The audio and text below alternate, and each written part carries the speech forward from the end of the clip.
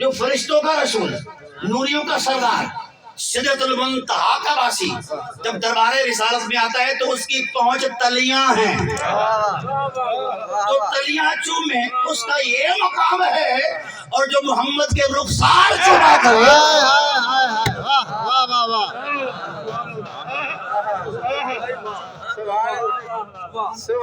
جو تلی چومے وہ فرشتوں کا امام، جو محمد کے لب چومے وہ کافر۔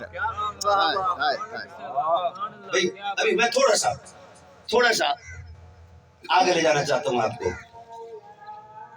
اذان آ رہے، ہم یہاں تقریر کا مطلب ہی کوئی نہیں ہوتا، تو پیر صاحب کی صرف دعا لینے کے لیے اور ان کا شکریہ کے لیے یہ میرے پاس تشریف آئے اپنی محبت میں، لیکن آپ کو ذوق دے دیا۔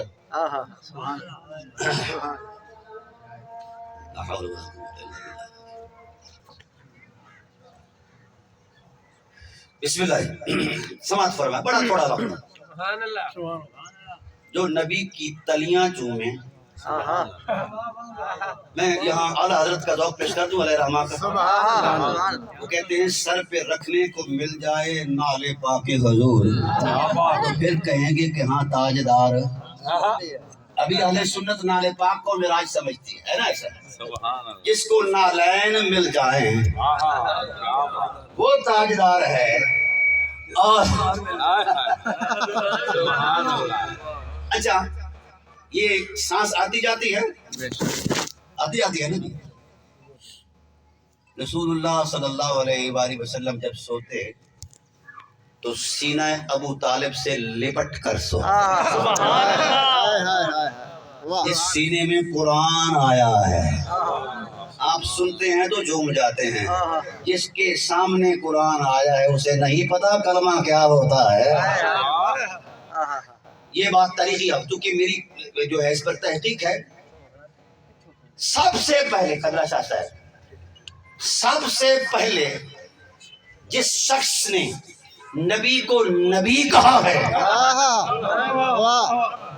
سرزمین عرب پر 3500 سال کا ریکارڈ سٹیٹس ہے۔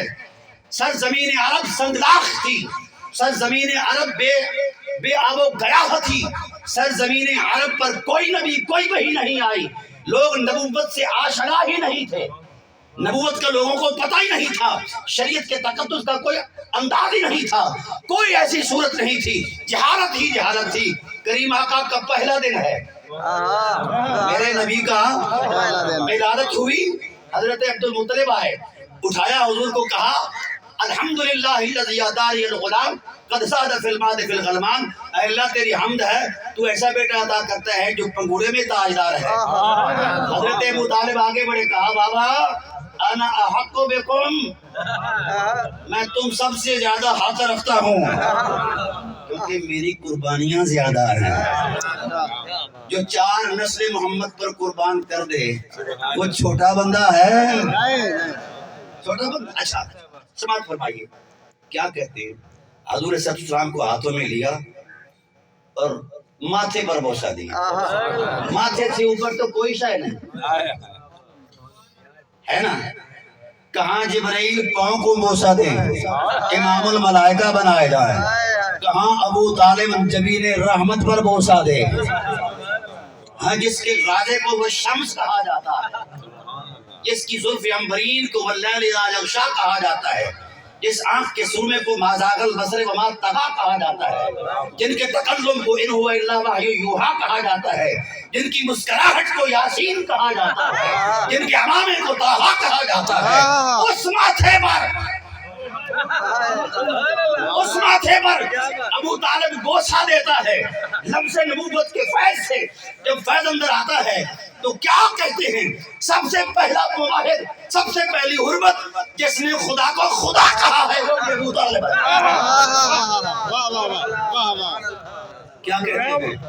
کیا کہتے ہیں؟ ملیک الناس لیس لہ شریک۔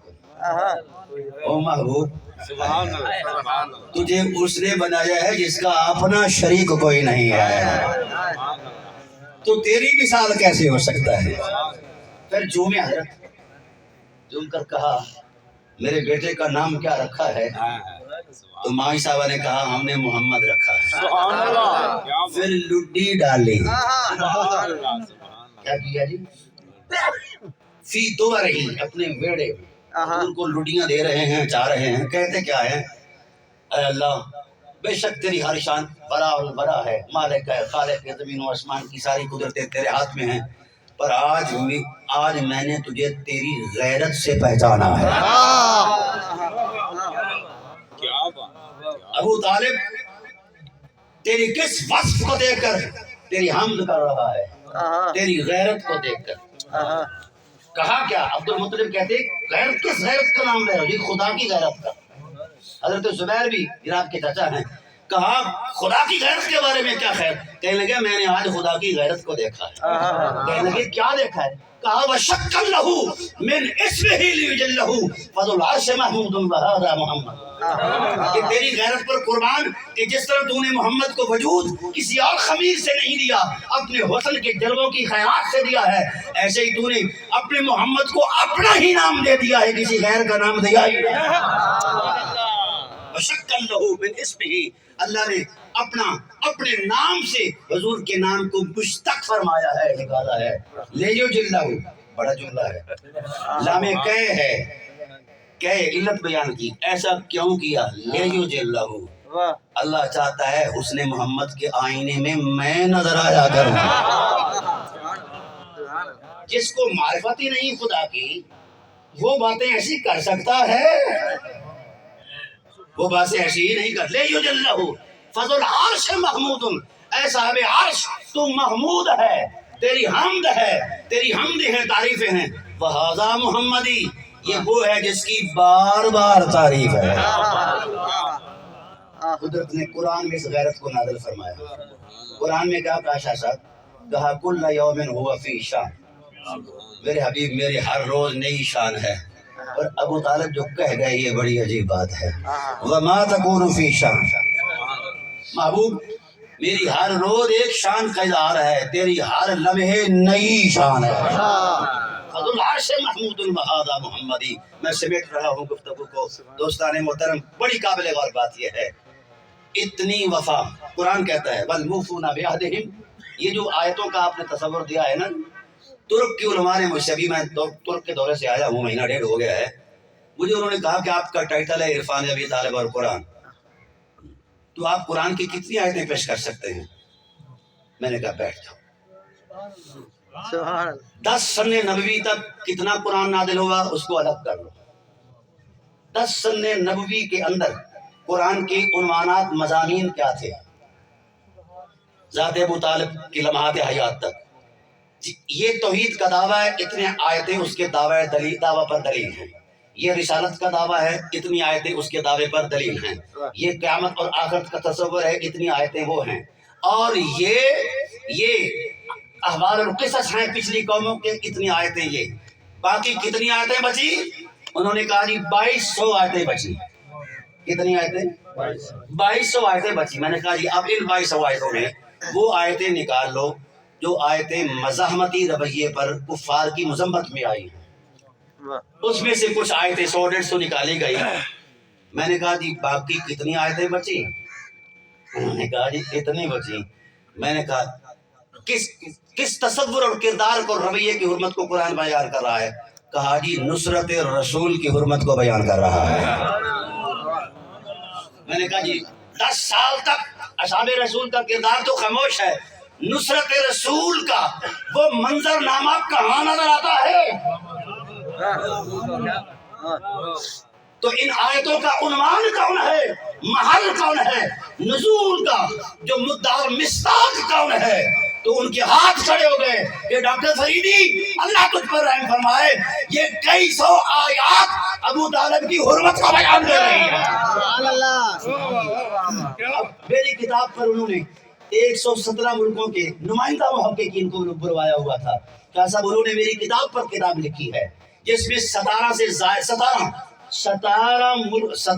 عیسائی محققین نے رائے دی ہے۔ ابھی ہم ایمان ثابت کر رہے ہیں، وہ کائنات بھر کا ایمان، اول مومن سے لے کر آخر مومن تک ہر شخص کا ایمان خود ممنون احسان ابی طالب ہے. بے شک بے شک. آپ ان کے ایمان پر پیسے کرتے ہیں.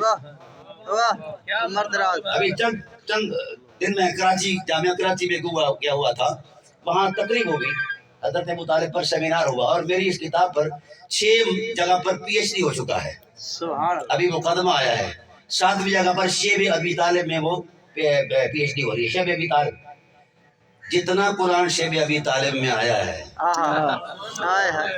وہاں کوئی ابو طالب کے علاوہ تھا نہیں. تو وہ کن کی شان میں آیا ہے؟ کن کی شان میں آیا ہے؟ کتنی آیتیں آئی ہیں؟ 20 دیوال مفصل جو قرآن کے سب سے بڑی صورتیں ہیں وہ حضرت ابو طالب کی شان میں آئی ہیں. سبحان اللہ. سبحان اللہ. میری کتاب آ رہی ہے, اس پر انشاءاللہ اگلا حصہ جو ہے اس پر میں نے وہ ساری تفصیلات دی ہوئی ہیں, اور میں صرف اہل سنت کے علماء کو پڑھتا ہوں. واہ واہ جماعت رو سنی ہوں. واہ.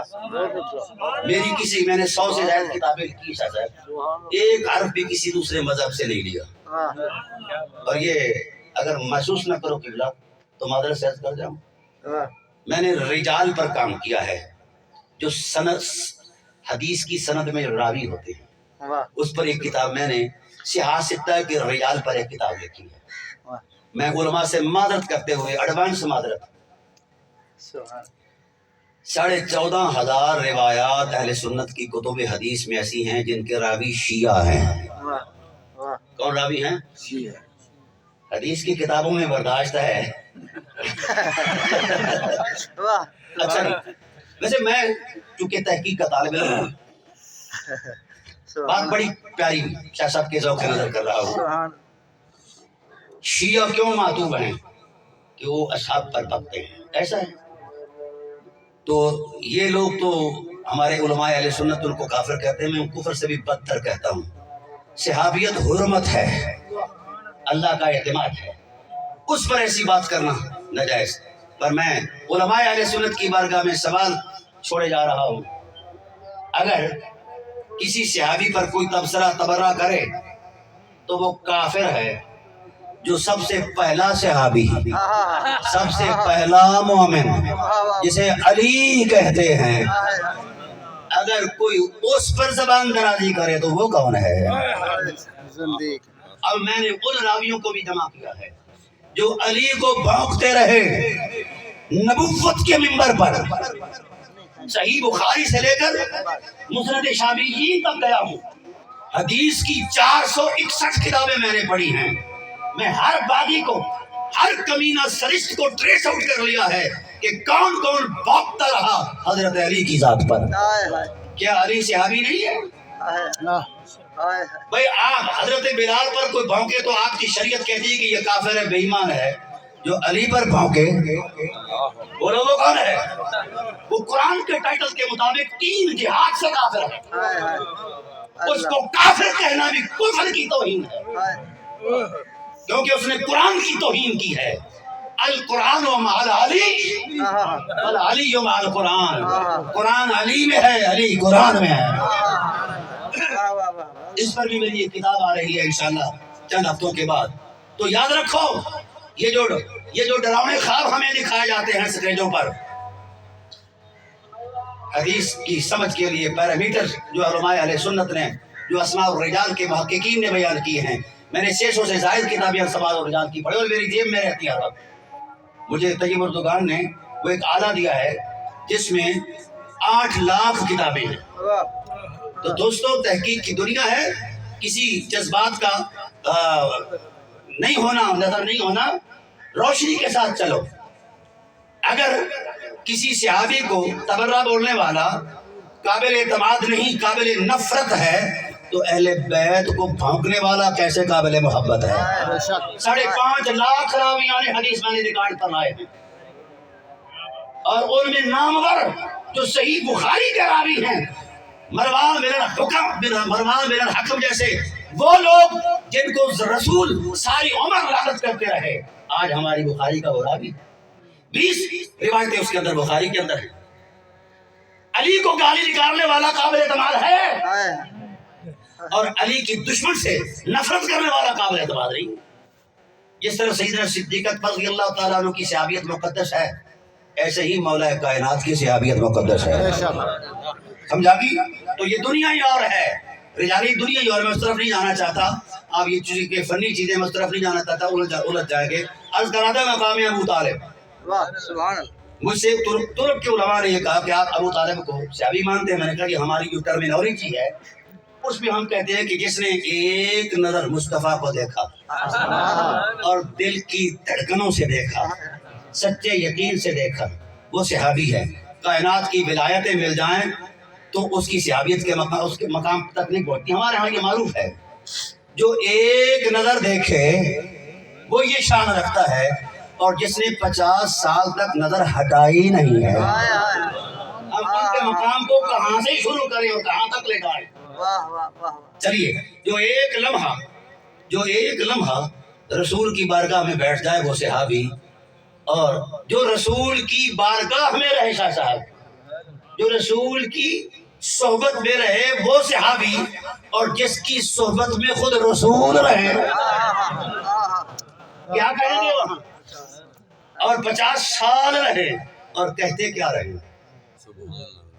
قرآن کہتا ہے حبیب ہم نیکوکاروں کو نیکی کا ثواب دیں گے، لیکن جب اہل وفا آئیں گے ثواب ہٹا دیا جائے گا.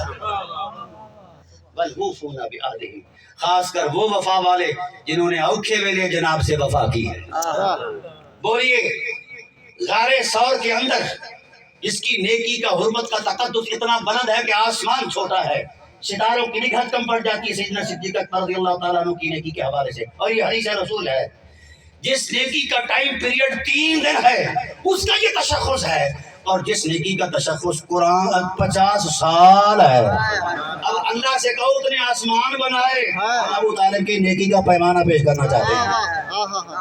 اتنی کائناتیں تصور میں لائے، ہم پیمانہ پیش کرنے چاہتے ہیں. ابو طالب کون ہے؟ جس کی الف سے لے کر علی کی یہ تک سب کچھ قربان ہوا ہے، پھر علی کی یہ سے لے کر علی اصغر کی رے تک سب کچھ قربان ہوا ہے. کائنات کا کوئی شخص لائے اس نصاب کا مالک، ہم اسے افضل البشر بعد الانبیاء بھی کہیں گے، بہت کچھ کہیں گے. جس کے دامن میں اتنا نصاب ہو وہ لے آئے. آپ نصاب پر بات کرتے ہیں، میں بالکل سمیٹ رہا ہوں دوستو. بات تو کڑوی، لیکن شاہ صاحب نے میرا مزاج غلط کر دیا تھا، اس لیے میرے منہ سے ایسی باتیں نکلی. اب قرآن کریم کی آیت کا ترجمہ جو میں نے پڑھی ہے، کیونکہ اکثر اوقات ایسا ہوتا ہے کہ علماء بعد میں چلے جانا جی جو آیت پڑھی تو ترجمہ ہی نہیں کیتا.